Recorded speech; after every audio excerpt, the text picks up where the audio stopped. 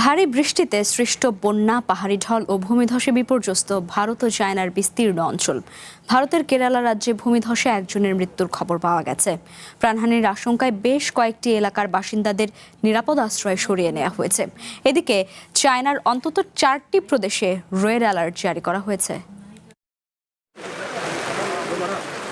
ভারী বৃষ্টিতে ভারতের কেরালা রাজ্য সহ বেশ কয়েকটি অঞ্চলে আকস্মিক বন্যা ও ভূমিধসের ঘটনা ঘটেছে। কোথাও কোথাও সড়কে পানি জমে যান চলাচলের অনুপযোগী হয়ে পড়েছে। পাশাপাশি অনেক এলাকায় পানি ঢুকে বিভিন্ন দোকানের মালামাল নষ্ট হয়ে গেছে বলে জানিয়েছেন ভুক্তভোগীরা। কেরালার পাম্বা নদীর পানি বেড়ে যাওয়ায় দক্ষিণাঞ্চলীয় পাঠানামথিট্টা এলাকা সহ অন্যান্য নিম্নাঞ্চলের বাসিন্দাদের নিরাপদে সরিয়ে নেওয়া হয়েছে।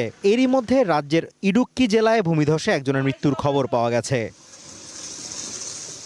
গত কয়েক সপ্তাহে ব্যাপক বৃষ্টি হওয়ার ফলে ভারতে মৌসুমি বৃষ্টির যে বড় ঘাটতি ছিল তা অনেকটাই পূরণ হয়েছে।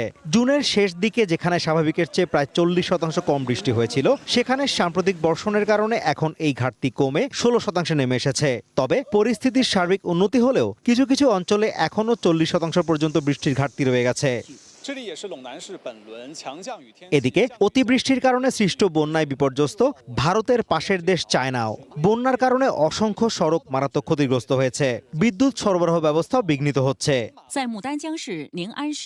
হেলংজিয়াং প্রদেশের মুদানজিয়াং শহরের রুশ সীমান্তবর্তী এলাকায় পাহাড়ি ঢলে রেললাইন মারাত্মক ক্ষতিগ্রস্ত হয়েছে। চায়নার পানি সম্পদ মন্ত্রণালয় এবং আবহাওয়া অধিদপ্তর হেলংজিয়াং, সিচুয়ান, শানসি এবং গানসু প্রদেশে রেড অ্যালার্ট জারি করেছে। Azimur Rashid Kanak, one international desk.